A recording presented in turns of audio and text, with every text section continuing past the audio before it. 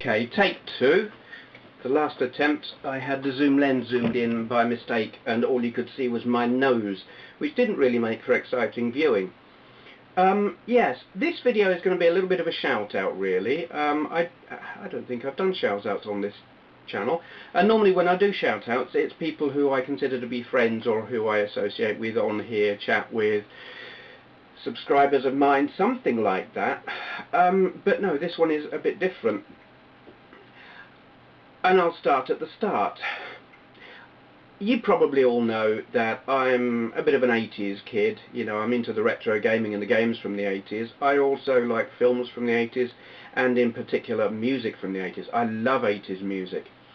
But specifically, I like a certain type of 80s music, and I would describe it as Futurist Synthpop.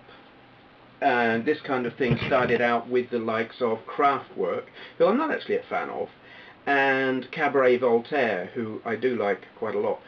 And then later on you got groundbreaking bands like the original Ultravox with John Fox. And then later, I mean, you got your mid-year Ultravox, but that was kind of lightweight. And then you got other bands like the Human League, and in America you got a Flock of Seagulls, kind of more similar-ish kind of thing. And then you had bands like Depeche Mode and Japan. The whole futurist thing, it was like, it was all based around synthesizers largely, but you had this edge to it as well. It was very edgy, angsty, a little bit uncomfortable, a little bit... It wasn't happy-go-lucky, teeny bopper, synth pop, bubblegum rubbish. Do you know what I mean? It had an edge. You looked at the singers and they weren't smiling. You wondered why. It wasn't happy music, it was edgy. So there were lots and lots of really good bands doing that. But for me, there was one particular singer, songwriter, musician who stood head and shoulders above the rest. He wasn't the first, by any means. Technically, he possibly wasn't even the best. But he was my favourite, and probably the most successful as well. And that is Gary Numan. I started paying attention to him around 1980 when he did Our Friends Electric. And I was still really young then.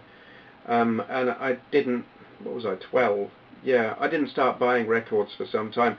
First time I bought a Gary Numan record, it was in 1984. And it was an album called Berserker. And this was, he was pretty much out of the limelight by then. The press had dismissed him completely. They didn't like him. But he still charted with this album. I think it was one of the last ones he did chart with. I loved it. He was all in white. He looked like he was wearing like a karate outfit or pajamas or something, but he had blue hair and blue lipstick and looked awesome, sounded awesome, and the title track was a single called Berserker. Now, this brings me back to the shout out thing. I was watching on my channel or on YouTube, was it Recent Activity or whatever, someone who I subscribe to, whose name I can't remember, Telecom something. Anyway, he's a Gary Numan fan. He does Gary Numan stuff all over his channel. He favorited and possibly commented on a video, and I took a look to see what this was, because it was, well, it said Berserker, and I thought, hold on, Gary Numan, what's this? Went along, had a look. It was a cover version of Gary Numan's Berserker by this guy I've never heard of before, called TimothyEilers. I hope I'm pronouncing that correctly. So I went along to the channel and I've had a look on there, and he's got 7 tunes on there. They're all Gary Numan covers. And we got, what, Berserker, Me, White Boys and Heroes versus, what is it, This Wreckage, Complex, Crimes of Passion, We Have a Technical, and Tracks, both combined, and My Breathing. Now, these are all covers, and he's taking like some songs and merging them together, but I cannot express how fantastic he is when he does this. The quality of musicianship, of production, singing ability, his voice, the quality of the videos is breathtaking. I mean, you can take your original Numan songs, something like Me or Complex, which were both on The Pleasure Principle, which was 1980, 81, something like that. And he's brought them into the 21st century, production value-wise. It is how you hope Gary Numan would do them if he was recording those songs today. The production values are sky high, through the roof. The video production values are incredible. And he doesn't just re-record it straight. He does it... He doesn't make it his own, because you know you're listening to a Gary Numan song, but he does it, he adds stuff, he alters it in a way that works, that doesn't detract from the original song, but that isn't just a straight copy.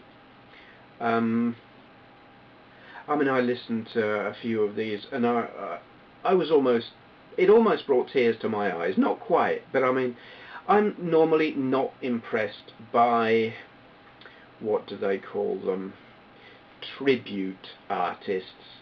You know, you'll see these bands who just go around all the pubs and play covers of Queen or the Beatles or whatever, and I'm like, I don't give a crap. And as a rule, you know, I would think, okay, he's a Gary Numan tribute artist, but no, he's not. If he was that, he would just be doing straight covers, and he's not. He's taking those songs and making them into something bigger, better, not sure, different, incredible, breathtaking. Yeah, TimothyEilers. I will put a link in the sidebar.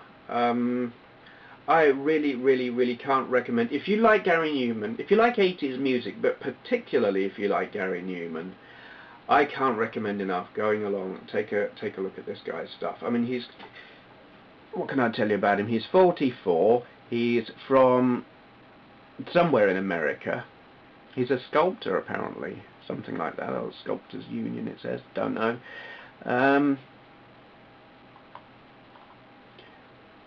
And he's got 67 subscribers. Absolutely, totally and utterly deserves many more than this. If my other channel wasn't purely about gaming, I would be shouting him out on there, and maybe I should, seeing as it is about retro on there and this is retro music, but I think I'll keep it on here. But yeah, I really, if you're remotely into 80s music or Gary Numan, I strongly recommend going along. Give him some support, you know. He deserves it. Absolutely fantastic. Okay, I'll shut up now. Shout out video over. Thank you for watching.